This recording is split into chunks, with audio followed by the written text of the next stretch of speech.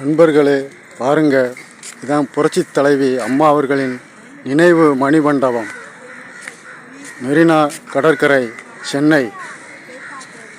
பாருங்க பாருங்க நண்பர்களே, இதாங்க புரட்சி தலைவி அம்மா அவர்களின் நினைவு மணிமண்டபம். பாருங்க நண்பர்களே,